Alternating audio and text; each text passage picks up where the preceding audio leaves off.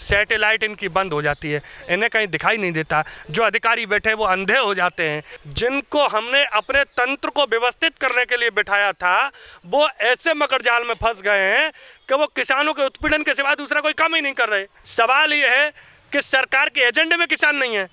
किसान चौपाल के नाम पर ये गांव-गांव भटक रहे हैं। मोदी जी के लिए बहुत भावुकता से मैं कहना चाहता हूँ, मोदी जी ध्यान रखना, बिरला टाटा आपकी जेब जरूर भर देंगे लेकिन कफन में जेब नहीं होती है। जाओगे जहाँ से मोदी जी कुछ भी पास न होगा और दो कफन का टुकड़ा तुम्हारा लिबास होगा। रह जाएंगे तरफते तुम्हारे सरकार वाले और दे देगा आग तुझ में जो तुम्हारा खास होगा। किसानों के लिए जेब खाली है, उद्योगपतियों के लिए जेब भरी हुई है, वो उन्हें नजर नहीं आती है। उसके पीछे का एक बड़ा कारण है, पराली भी हमारा इस आंदोलन का बड़ा मुद्दा रहा है। ये भी आज भी मुद्दा है। पराली के नाम पर जो किसानों का उत्पीड़न होता है, इसके पीछे थोड़ा हमें जाना पड़ेगा। उसके पीछे जाने का कारण मूलतः ये है कि जब पराली इस देश में जल रही थी और वो सदियों से जल रही है, जितना पराली से पर्यावरण प्रदूषित नहीं होता उससे कई गुना कई अन्य चीज़ों से होता है। उस पर कहीं कोई बंदिश नहीं। देश के कुछ मुट्ठी भर उद्योगपति जो पराली को नष्ट करने के यंत्र बना रहे थे, उन्हें अपने लाखों के जो यंत्र बेचने थे, उन्होंने एक पिटीशन कोर्ट में डलवाई और कोर्ट से बैकडोर से आदेश करा करके अपने यंत्रों को बेचने के लिए किसान के खिलाफ कानून बनवा के तैयार कर दिया। किसान के उत्पीड़न के लिए जब किसान लड़ रहे हैं, सरकार एक बात मानने को तैयार नहीं है। वहीं ओलावृष्टि होती है, बाढ़ की स्थिति आती है, किसानों की फसलें गांव के गांव नष्ट हो जाते हैं, सैटेलाइट इनकी बंद हो जाती है, इन्हें कहीं दिखाई नहीं देता। जो अधिकारी बैठे वो अंधे हो जाते हैं, उनकी आंखें काम करना बंद हो जाती हैं। तो सवाल ये है कि केवल सरकार में जो लोग बैठे हैं, जिनको हमने अपने तंत्र को व्यवस्थित करने के लिए बिठाया था, वो ऐसे मकर जाल में फंस गए हैं कि वो किसानों के उत्पीड़न के सिवा दूसरा कोई काम ही नहीं कर रहे। अच्छा, ये बताइए, अन्नदाता जो है लगभग साल भर से आंदोलन पे बैठा अपने कामों को छोड़ के, कि कई किसानों की मौत भी हो गई, तो इसका सरकार को कितना बड़ा नुकसान चुकाना पड़ेगा? पूर्ण रूपेण सरकार को ही नुकसान चुकाना पड़ेगा। अगर हम उत्तर प्रदेश की बात करें, योगी की सरकार है, योगी जब से मुख्यमंत्री बने हैं, चाहे ओलावृष्टि रही हो, चाहे अतिवृष्टि रही हो, चाहे बाढ़ के हालात रहे हों, सूखे के हालात रहे हों, चाहे वर्तमान की स्थिति हो, कभी भी 1 रुपया मुआवजा का सरकार ने नहीं दिया है। किसान अपनी मांग करता है, अधिकारी मीठी गोली देते हैं, वो यहाँ से मांग पत्र भेजते हैं या नहीं भेजते हैं, क्या करते हैं कुछ पता नहीं लग रहा। सवाल ये है कि सरकार के एजेंडे में किसान नहीं है। किसान चौपाल के नाम पर ये गांव-गांव भटक रहे हैं। इनके तमाम एमएलए एमपी से लेकर संगठन के पदाधिकारी जा रहे हैं। किसान इनसे ये पूछ ले कि 5 साल में जितने बार हमारे साथ जातियाँ हुई हैं, जितनी हमारे साथ लाठीचार्ज हुई है, हमारे मान सम्मान के साथ खिलवाड़ हुआ है, हमारा जो नुकसान हुआ है, क्या आपने एक भी बार भरपाई की? सवाल का जवाब नहीं होगा। सवाल ये है कि ये गांव-गांव किसान नौजवान को इन्हें पूछना पड़ेगा।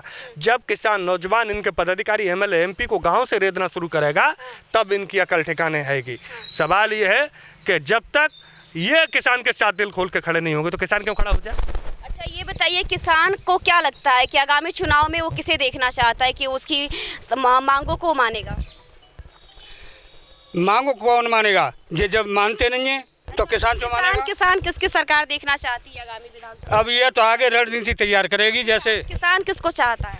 जो किसान के हित में काम करेगा उसी को किसान चाहेगा। अभी क्या लग रहा है कि कौन ऐसी पार्टी है जो किसान के हित में कुछ काम कर रही है, या वो सत्ता में आती है तो किसानों के बारे में सोचेगी? अभी कोई रणनीति नहीं है, कोई रणनीति नहीं, बिल्कुल नहीं है। अच्छा। जो किसान हित में काम करेगा वो ही हमारे यहाँ पर राज्य करेगा केवल। अच्छा, यहाँ पे हाँ हमारे साथ एक अम्मा भी मौजूद है। ये बताइए अम्मा, एक महिला हैं, आपको ये सत्ता में क्या लग रहा है कि महिलाओं को सुरक्षा को लेकर, रसोई को लेकर, क्या आप संतुष्ट हैं इस सरकार से?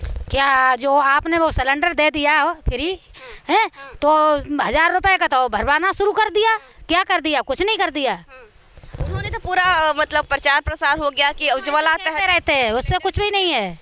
हाँ, रसोई घर में जो तेल महंगे हो गए, हर एक चीज़ की जो दामें हैं महंगी हो गई है, तो क्या पहले से मुश्किल हो गया है घर चलाना? और क्या, पहले से बहुत मुश्किल हो गया घर चलाना। पहले से किसानों की आय भी नहीं बढ़ रही है? नहीं बढ़ रही है। अच्छा, आपका जो घर की आर्थिक स्थिति वो भी किसान ही है?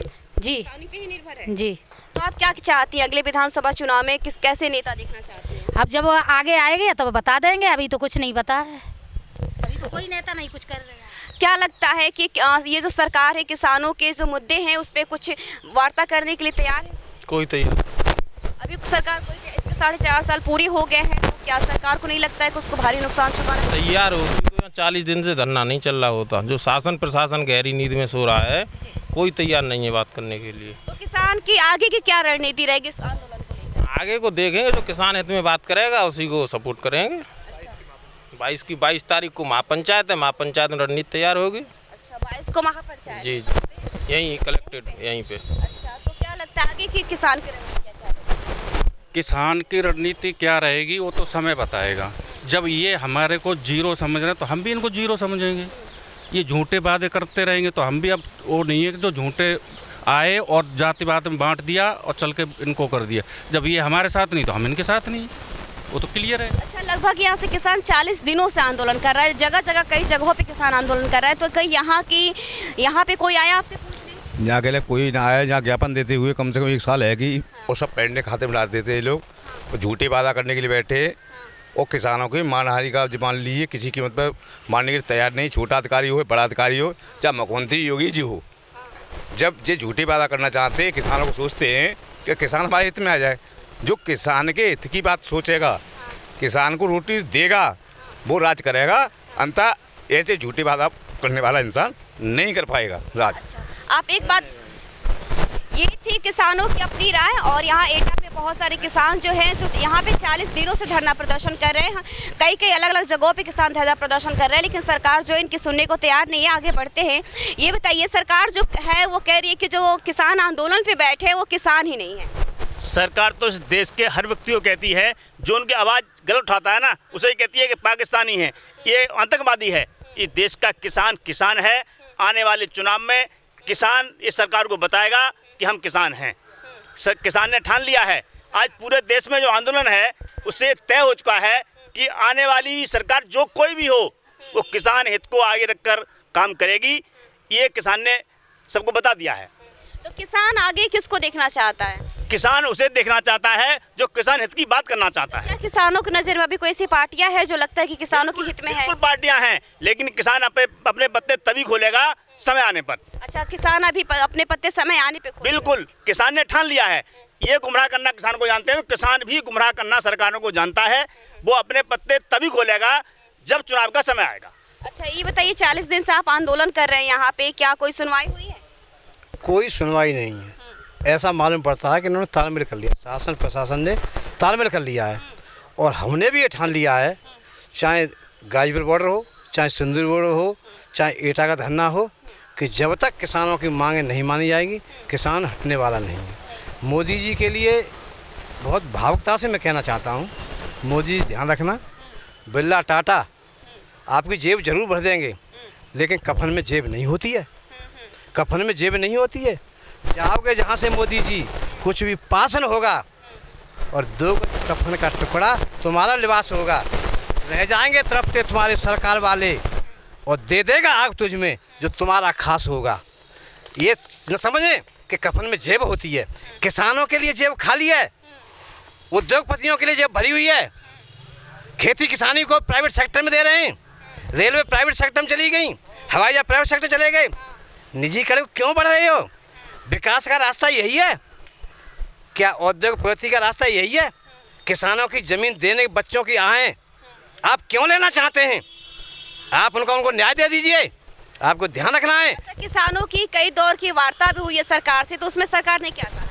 सरकार थोतले वादे, झूठे वादे, गुमराह कर देते सरकार के, देते नो कह देता है कि लेखपाल ते जाओ, कौनी गोते जाओ, तो कहते डीएम सामने कह देता है कि तहसील जाओ, तहसील भज के जाओ, तो वे के जा पे जाओ, बापे जाओ, कोई नहीं सुनता है। जाते जहाँ पे कोई नहीं भेज देते, कोई कुछ करता ही ना आएगा, कोई नहीं कुछ कहता। हाँ, कोई कुछ कहना है कि मोदी जी समय रहते हुए हमारे कामों के, किसानों की खेती किसानी की रखवाली कर दो, क्योंकि दुनिया में आए बड़े बड़े बाली और गया है सिकंदर तो दोनों हाथ खाली।